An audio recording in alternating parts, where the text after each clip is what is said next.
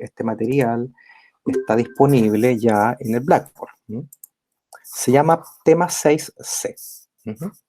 Entonces, en este tema 6C, Dimensiones Culturales de Hofstede, es un PPT bien breve, pero que vale la pena porque lo van a poder aplicar incluso, si ustedes quieren, al trabajo que tienen para la evaluación número 2.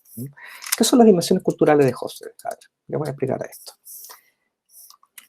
Primero, les presento a don Gerard Hendrik Hofstede, ¿ya? Gerard Hofstede era de origen holandés, falleció el año pasado.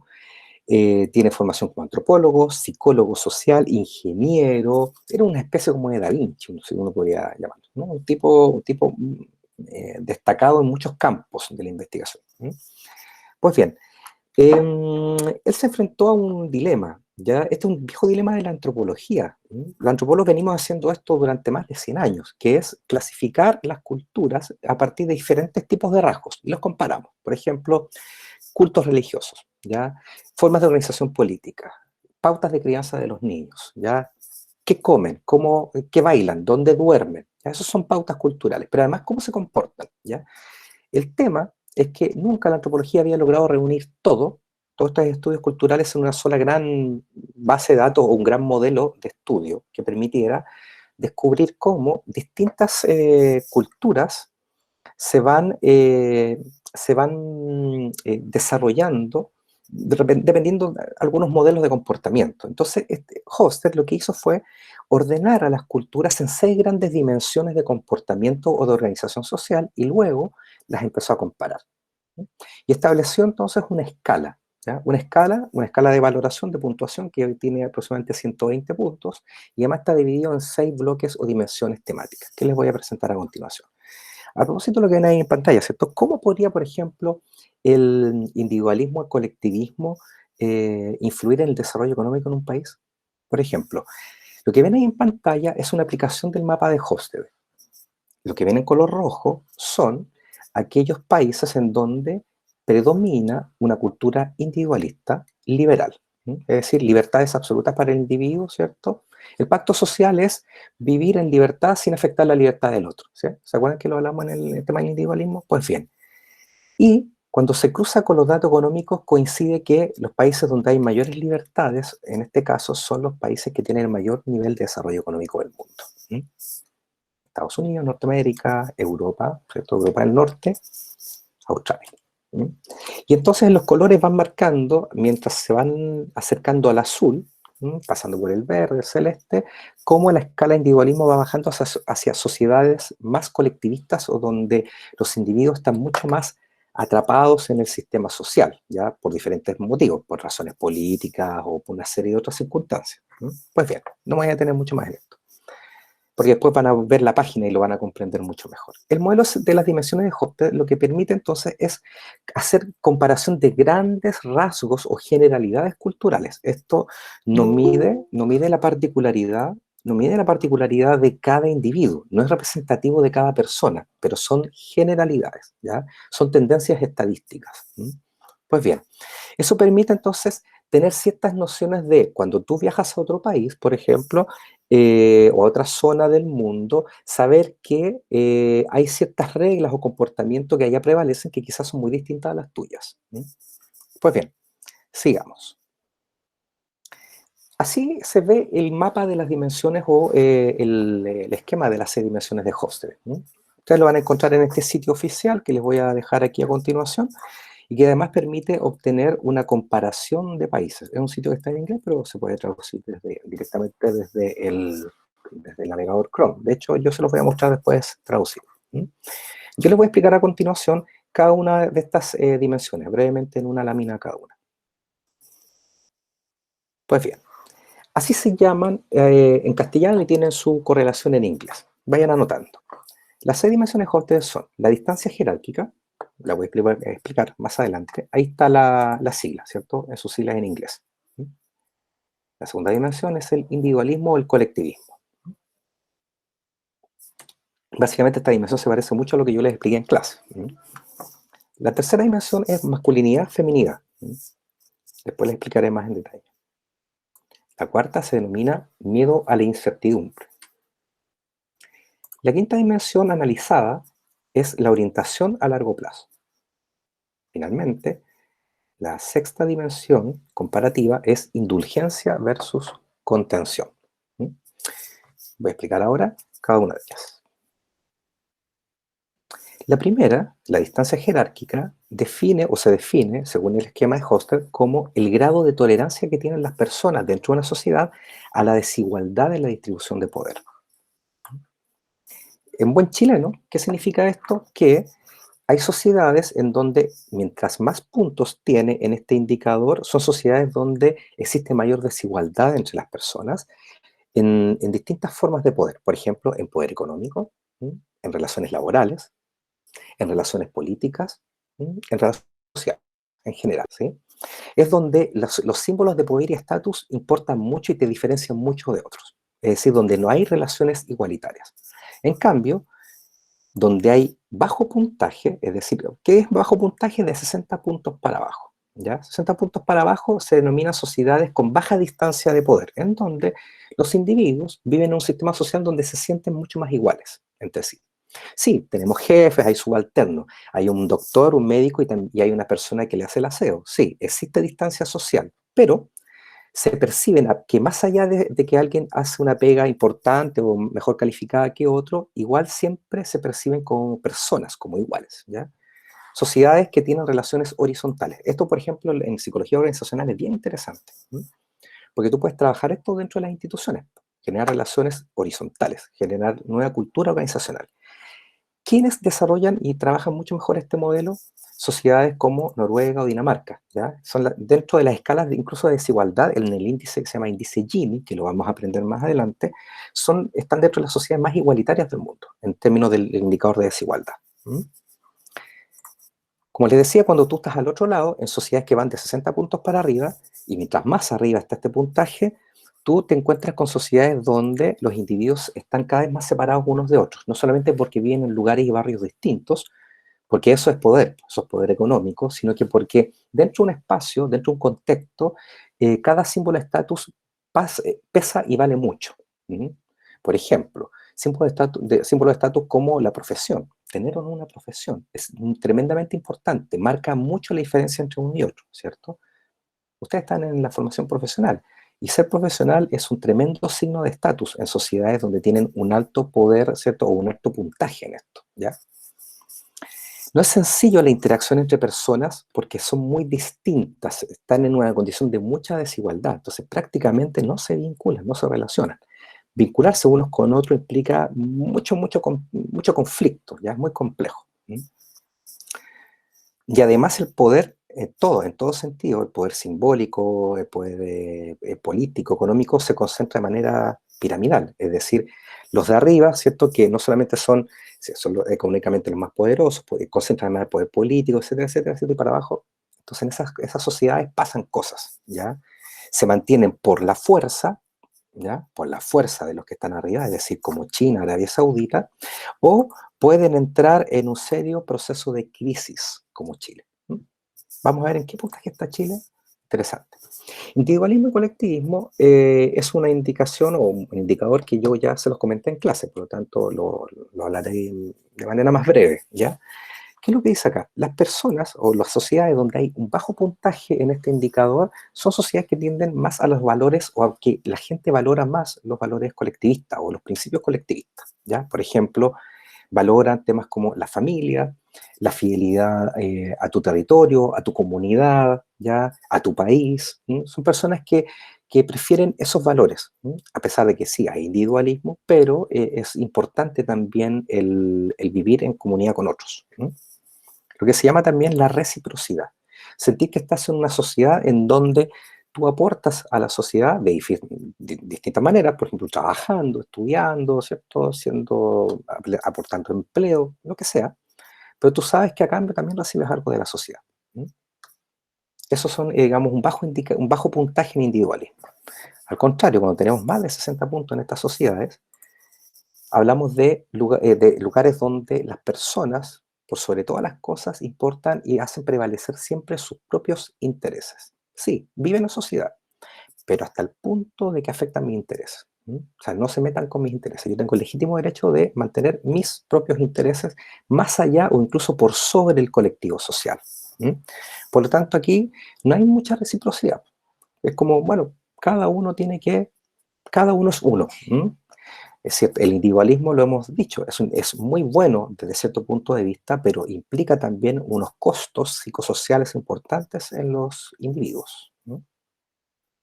La masculinidad y feminidad es un indicador muy importante y además es uno de los más documentados dentro del esquema de Hofstede. De hecho, en la página web de Hofstede está explicado también. Les voy a dejar ahí un link bien interesante donde hay además una entrevista en inglés donde Hofstede explica cada uno de estos indicadores también. Pues bien, el índice de masculinidad y feminidad lo que plantea acá es que es posible encontrar sociedades que se construyen y se organizan sobre valores que habitualmente o antropológicamente podemos decir que están asociados de cierta manera a lo que se considera como femenino. Valores, por ejemplo, acá, ¿cierto? Como el valor de la educación, de la calidad de vida, el valor del respeto mutuo, el valor del diálogo, la solidaridad, la reciprocidad, ¿cierto? Son valores que habitualmente, cuando uno incluso puede desarrollar el enfoque de género acá, están históricamente y tradicionalmente en todas las sociedades es posible encontrarlas de manera más habitual en mujeres. ¿Mm? Después veremos y podemos discutir después en la siguiente unidad, a la vuelta del receso, cuando hablemos de género, vamos a discutir el punto de vista antropológico respecto a esto. Es decir, que no se es de manera innata, porque el hecho de ser mujer uno es de esa manera, o por el hecho de ser hombre, es así. Son ciertos tipos de modelos culturales, ¿ya? Entonces lo que nos dice este indicador es que hay sociedades que se rigen por un modelo cultural masculino, es decir, que está orientado al éxito, a la competencia, a la ostentación, ¿cierto? A la prevalencia de la fuerza, entre otras cosas, al principio de la autoridad, ¿ya? Culturas que también desde el punto de vista psicoanalítico se pueden denominar culturas falocéntricas, ¿ya? Así se le denomina en la perspectiva freudiana. Con un bajo puntaje acá pasa algo bien interesante. Como les decía, sociedades que están inclinadas hacia ciertos tipos de estereotipos o ciertos principios o modelos vinculados con lo femenino. ¿No? Como les decía, solidaridad, entre otras cosas. Pues bien, ¿qué es lo que prevalece en Chile? Interesante, lo veremos en un minuto más.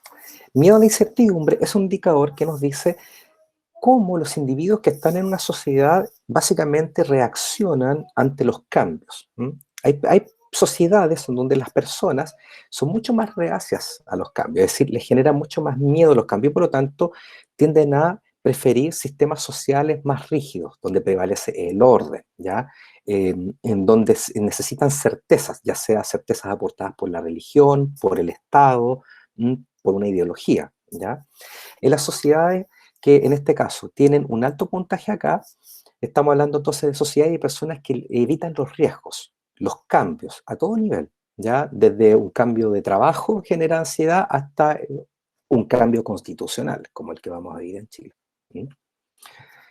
Al otro lado, entonces, tenemos sociedades que tienen un bajo puntaje acá y por lo tanto los individuos tienen menos miedo a la incertidumbre, es decir, están mucho más acostumbrados a los cambios, tienen mayor flexibilidad para absorber los cambios sociales, a todo nivel, a escala individual, ¿cierto? Como por ejemplo perder un trabajo, una ruptura, etcétera, los individuos pueden llevarlas mejor, ¿ya? Los cambios sociales, políticos, económicos, tienden además a ser sociedades que evidentemente dejan en mayor libertad a los individuos, por lo tanto les da mayor flexibilidad para que puedan reconstruir su vida, enfrentar de mejor manera el riesgo, ¿ya? Finalmente, estamos hablando de las últimas dos dimensiones. Orientación a largo plazo es una dimensión bien interesante que nos permite a nosotros conocer cómo las personas en una sociedad le dan valor a las relaciones inmediatas o le dan valor también a relaciones sociales que requieren más tiempo, que son de larga duración. Aquí las sociedades que tienen un alto puntaje, ya sobre 60 puntos, estamos hablando de sociedades que están orientadas a largo plazo en el sentido de que prevalecen las relaciones, se cultivan mejor las relaciones sociales a todo nivel. Y además, por ejemplo, las personas tienden a ser más previsoras. Son culturas donde, por ejemplo, está instalada la cultura y la moral del ahorro, por ejemplo, ¿cierto? Eso es previsor, o sea, culturas previsoras, ¿ya? Al contrario, Culturas que tienen un bajo puntaje acá, sociedades con un bajo puntaje, están más centradas en la transacción, es decir, en el ahora ya, ¿ya? La inmediatez, vivir el presente, el momento. Son más flexibles, ¿cierto? Son más dinámicas, entienden que el tiempo y las cosas pueden cambiar rápidamente, por lo tanto, es ahora, ¿cierto? Refleja un poco de eso interesante, lo que ha pasado en Chile. ¿Mm? El tema de, por ejemplo, la crisis económica, el 10%, ¿ya? La necesidad de la gente de querer ahora ya, sin dilaciones, sus fondos previsionales para poder invertir, gastar, comprar una casa, ¿cierto? Salir de la crisis, ¿ya? Pagar deudas, etcétera. ¿Mm? Una cosa bien interesante, cómo puedes aplicar tú esto a la mirada de la realidad chilena. ¿Mm? Indulgencia y contención. Este es el último indicador y lo que nos dice básicamente es que hay sociedades que por su forma de relacionarse los individuos son mucho más tolerantes y abiertas al disfrute, es decir, le dan un fuerte espacio no solamente al trabajo y a la vida, al trabajar por otros, etcétera, cumplir tus mandatos culturales, sino que además se da un margen importante al cultivo del individuo a través del disfrute, el ocio, ¿ya? El ocio es un elemento súper importante, fuertemente cargado de estereotipos, pero el ocio es un elemento que en estas sociedades, la sociedad indulgente se considera un valor. El derecho al descanso, el derecho al ocio, a hacer nada o a cultivarme, a desarrollar mis hobbies, ¿ya? A hacer otras cosas con mi tiempo libre, ¿ya? El disfrute del tiempo libre. Es decir, es importante trabajar, pero súper importante disfrutar la vida. ¿Cómo seremos los chilenos? ¿Más gozadores, cierto? ¿Más indulgentes, gozadores o más contenidos? Las culturas contenidas son aquellas donde pasa lo contrario. Es decir, sí, es importante pasarlo bien, el disfrute, el ocio, el tiempo libre, pero lo más importante es el valor del trabajo. ¿Mm? Es decir, aquí hay que trabajar, ¿cierto? Hay que trabajar por ti, por los demás, ahorrar, ser previsores, etcétera, etcétera. Y por lo tanto el disfrute y la indulgencia ya está bien, pero no para tanto. ¿Cómo andaremos los latinoamericanos versus, por ejemplo, los europeos acá? ¿Ya? Porque esto tú puedes comparar países como un país sudamericano, ¿cierto? Con un país de, qué sé yo, Europa del Este. Mira, las dimensiones cuando tú las ves y aplicas el comparador entre sociedades como Estados Unidos, China y Japón, pero no vamos a entrar mucho más en detalle de esto, pero así se ve gráficamente. ¿Cómo estará Chile entonces? Vamos a ver. Pues bien, cuando tú aplicas el indicador, el comparador de países, esto es lo que te aparece con Chile. Chile tiene un 63 o 63 puntos en la escala de distancia de poder, es decir, está justo en la mitad, un poquito para arriba, ¿ya? En lo que es la desigualdad de poder. En términos de individualismo pasa algo interesante. Está en un bajo nivel de la escala de individualismo, contrario a lo que muchas veces nosotros mismos podemos percibir, ¿ya? Que hoy día Chile, uno dice, es una sociedad individualista, cada uno hace lo que quiere, etcétera, etcétera, pero aquí curiosamente aparece con un puntaje bajo, es decir, que parece que más allá de lo que nosotros hacemos, lo que realmente valoramos es el colectivismo, más allá de que hagamos otra cosa. En cambio, en el caso de la masculinidad pasa otro hecho curioso y paradójico, ¿ah? Por ejemplo, el índice de masculinidad es bajo, ¿ya? Muy bajo. Interesante porque, insisto, cuando hablamos del índice de masculinidad no estamos hablando del índice de machismo. Uno podría decir, ¿están correlacionados? No lo sabemos. Lo que sí es que aquí nos dice que aparentemente en Chile lo que se valora también son aquellos valores vinculados a más bien las cuestiones matrísticas o femeninas. ¿Mm? ¿Se acuerdan que lo que ocurrió el domingo pasado con el Día de la Madre? Yo les comentaba, el Día de la Madre es la segunda fiesta más importante en nuestro país. Hay una profunda veneración ya a una serie de símbolos que tienen que ver con lo matrístico y con lo materno, ¿ya? Uno después puede entrar a la discusión de sobre eso se construye también el patriarcado, sí, pero parece que el valor de la familia, el valor de la solidaridad, del respeto, de la calidad de vida, es un valor súper importante en Chile, más de lo que nosotros creemos. Donde sí somos campeones es en la aversión al riesgo, la aversión a los cambios, el miedo a la incertidumbre. Somos un país bastante reactivo a que nos rayen o nos muevan o nos muevan el naipe, ¿ah? Ya sea desde la casa, en mi trabajo, en mi tarea, en los procesos sociales, en los procesos políticos. Esto lo puede ver a distinta escala. Nos sentimos incómodos, ¿cierto? Cuando todo cambia demasiado rápido. Nos cuesta adaptarnos constantemente a tanto cambio. Eso es lo que nos dice este indicador. Luego, la orientación a largo plazo también, pues, somos bastante cortitos de genio, en el sentido de que nos hemos vuelto, te aparece una cultura más bien normativa donde esperamos que las cosas se den y sean ciertas y ya. Nos cuesta entender a veces que las cosas pueden dilatarse o que a veces no se dan como adictos a la estabilidad. Muy bien, Sebastián, así es. Necesitamos certeza. De hecho, en el indicador de Hofstede, este está descrito como sociedades normativistas. Miren, les voy a mostrar el indicador aquí en pantalla. Confírmenme si lo ven. Miren. ¿Ven? Se ve. Se ve. Miren, si tú agregas Chile aquí, miren, aquí te aparece Chile y aquí estoy en el Chrome. Yo les recomiendo que la hagan en el Chrome porque tiene traductor automático. ¿Ya? Ahora si quieren practicar el inglés. Perfecto. Miren, aquí está explicado cada uno de estos indicadores. ¿Sí? Lo ves ahí en pantalla. Entonces después aquí abajo te lo explica. Mira, masculinidad, evitación de la incertidumbre, orientación a largo plazo, indulgencia. ¿Cierto? Indulgencia, ¿cómo estamos en indulgencia? 68, ¿sí? Nos gusta el goce. ¿Ah? Nos gusta la buena vida, la calidad de vida, el tiempo libre, ¿sí? Pero también nos gusta el trabajo. Mire, estamos justo en la mitad. ¿Y qué pasa si tú comparas esto con otro país? A ver, denme un país. Alemania. Alemania. Ah, atención. ¿Y por qué no aparece Alemania? Tiene que ponerle Germany. Muy bien, porque está el traductor automático. Entonces, si tú lo buscas en cualquier navegador, este sitio es completamente en inglés. Tienes que conocer el nombre en inglés. Entonces, Chile, Alemania, veamos. A ver, Daniela o Sebastián o cualquiera que esté aquí, hagan una interpretación de lo que ven en pantalla. Los escucho. Ya, pues, dale, Daniela, vamos. Ya, a ver. Primero que nada, según la distancia de poder, la sociedad alemana es un poquitito más horizontal. Hay menos distancia entre las personas dependiendo de su estatus. La sociedad alemana es mucho más individualista que la chilena, Ahora acá, sí, ¿ya? ¿Qué y significaría también eso? significa que en general son más como de cada uno se vale por sí solo y como orientados a los éxitos y a perseguir objetivos individuales más que en pro de la comunidad o del grupo.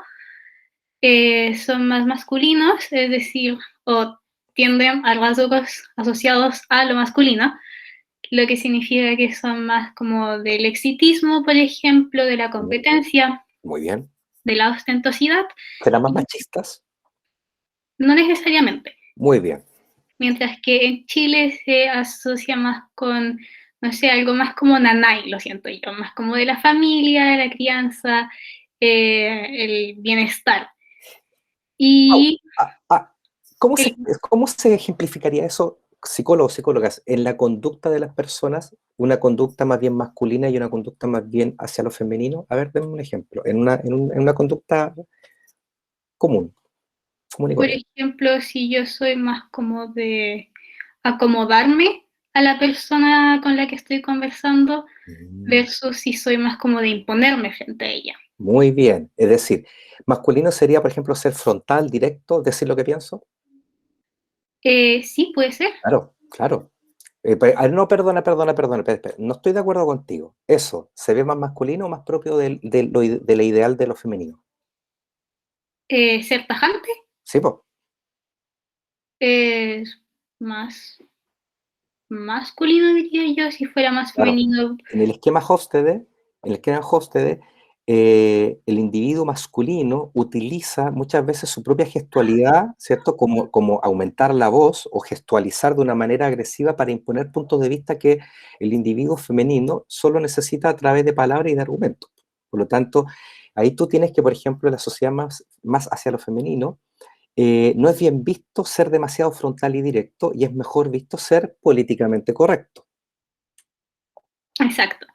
Después, si seguimos, Chile es una sociedad más adicta a la estabilidad, Ujú. mientras que pareciera que en Alemania estos cambios que de repente pueden ser bruscos quizás los lleven mejor y se ven más abiertos a la idea de un cambio significativo versus la sociedad chilena.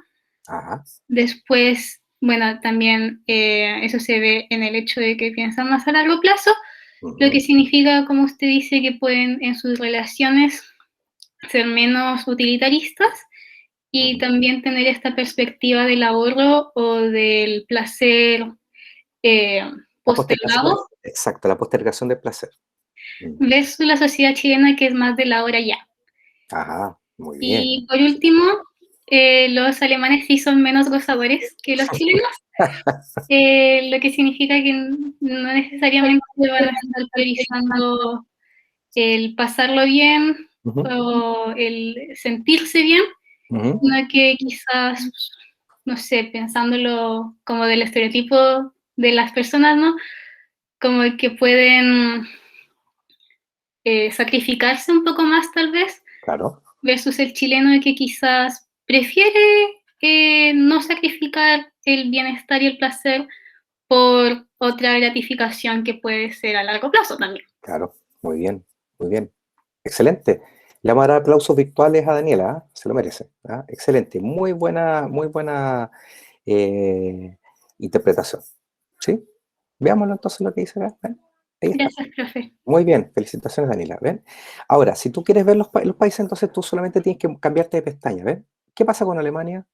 ¿Qué pasa con Chile? ¿Ven? Ahí les dejé el comparador de Chile-Alemania. Ustedes después lo que hacen es simplemente aquí, cambiar acá este y poner otro país. ¿Ya? Pueden poner el país que quieran, por ejemplo. ¿No más? A ver, otro país, a ver, propongan otro. Colombia, Colombia. De hecho, tú tienes, tus papás son de Colombia, ¿no? exacto. Veamos, a ver. Quizás sean más parecidos. ¡Ay, sí, son súper parecidos! ¡Wow! Miren, miren, miren. ¿Saben por qué? ¿Qué implicaciones tiene esto, por ejemplo, en las relaciones multiculturales? Que a mis papás se les hizo súper fácil adaptarse al estilo de vida chileno y a la mentalidad chilena. ¿Ven?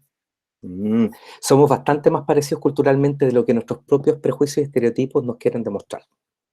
Por eso, una de las cosas más importantes de esto es que estas cosas tú las puedes desarrollar, por eso es tan importante las campañas de educación de educación en multiculturalidad, porque lo que hacen las campañas y los cursos y los talleres y todo lo que hacemos en multiculturalidad es derribar, ¿cierto? Derribar y transformar los prejuicios, ¿ah? Y los estereotipos. En realidad.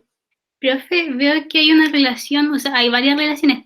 Por ejemplo, Colombia, que valora más la indulgencia, valora menos el pensamiento a largo plazo y Aquí hay son contrastes, menos claro. individualistas, Ujú.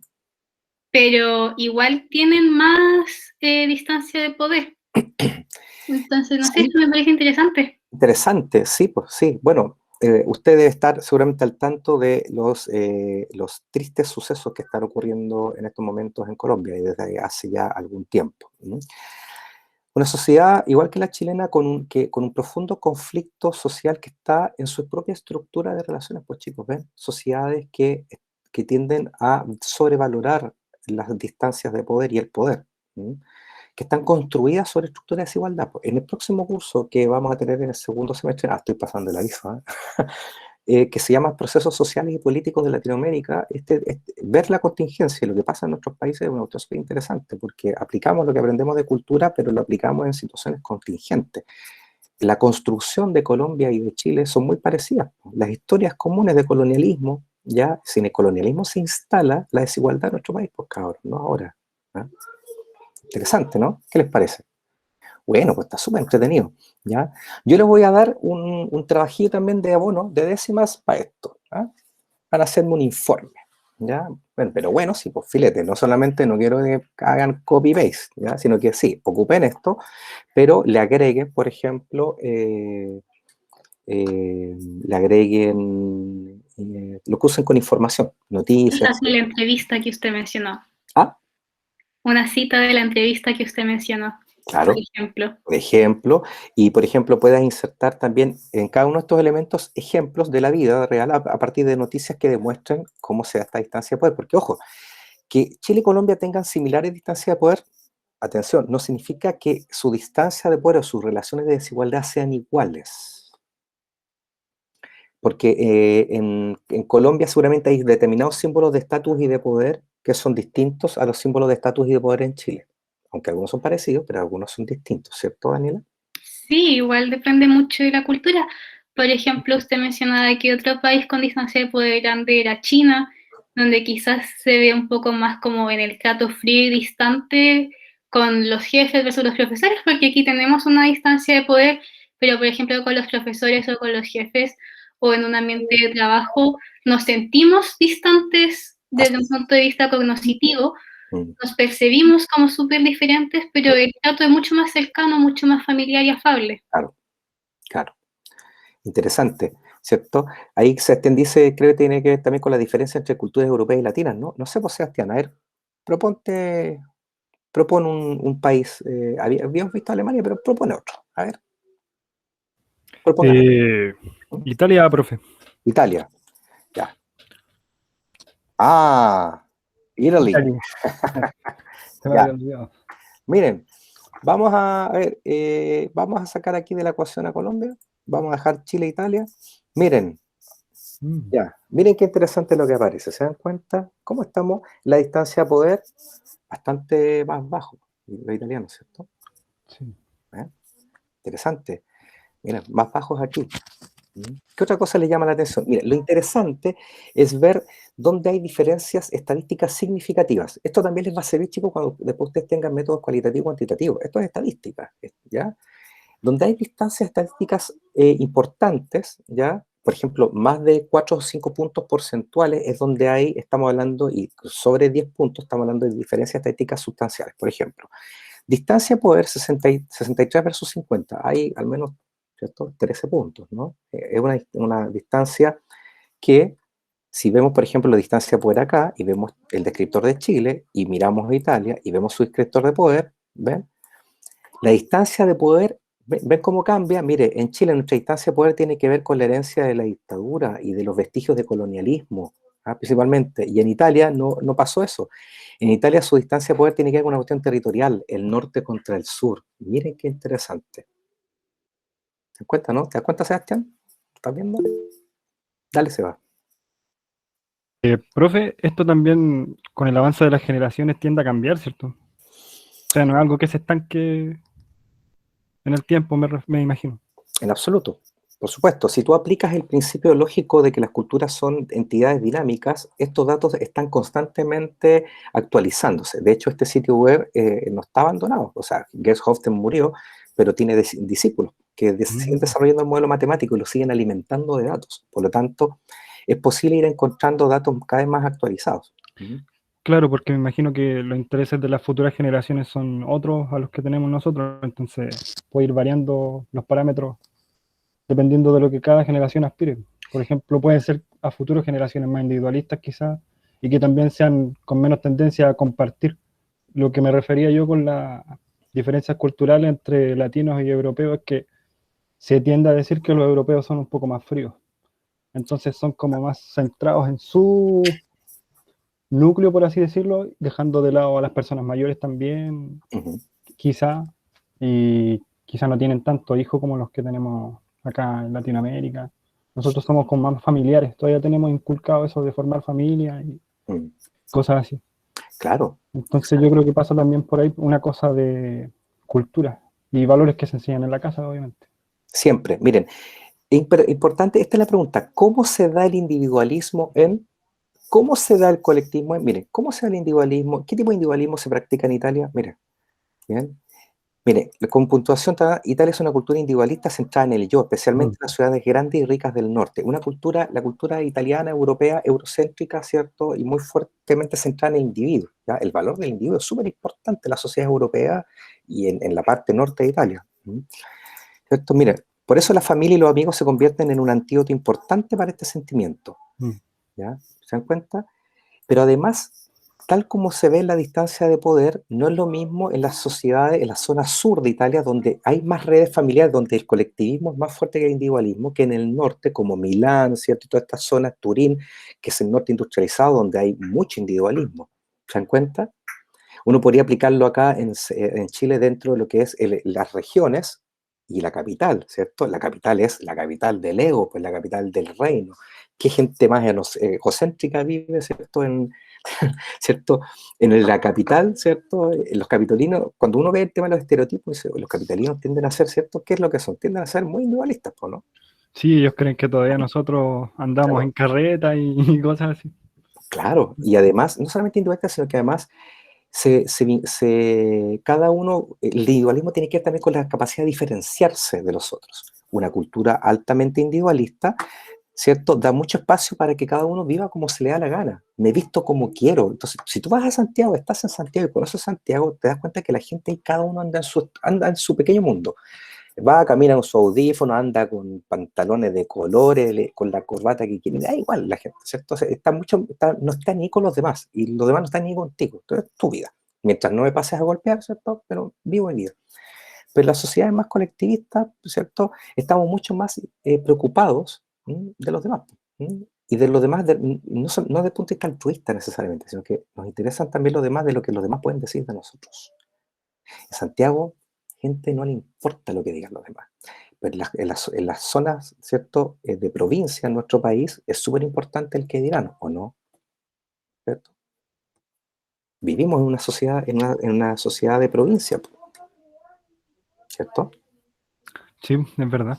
¿Es Nos verdad? importan mucho las opiniones ajenas de repente de los pueblitos chicos. Entonces, y cuando tú llevas esta escala, individualismo, colectivismo, dentro de la región, ¿dónde estaría el núcleo del individualismo en la región? Me imagino que es la capital de la región, Temuco, Temuco. Sí, claro. Versus, no sé, Curacautín, Lautaro, claro. Quimay. ¿Dónde estás tú, Sebastián, ahora? En Temuco. Ya, Temuco, ¿viste? Entonces, por ejemplo, la capital versus la capital del reino versus las provincias, ¿cierto? La capital de la provincia versus los pueblos y aldeas, ¿cierto? Y así. Entonces, los comportamientos individuales tú los puedes ir moviendo en distintas escalas. Este mapa lo que te da son generalidades en el país. O sea, se dice que, por ejemplo, Chile es más colectivista, ¿cierto?, que Italia, pero son generalidades, ¿ya? Pero sirven, son interesantes. ¿Mm? Bien, ¿qué les parece el ejercicio? Interesante, ¿no? Entretenido. ¿Mm? Aplíquenlo, jueguen con él. Yo les voy a dar la posibilidad también de que hagan ahí una pequeña actividad. Les voy a mandar después las indicaciones, ¿cierto? Para que suban, ¿ya? Actividad para que suban notas. Les voy a dar la posibilidad también de que lo hagan en pequeños grupos, ¿vale? Ya. Hasta ahí estábamos entonces con la clase de la información de hoy. Voy a entonces proceder a detener la grabación.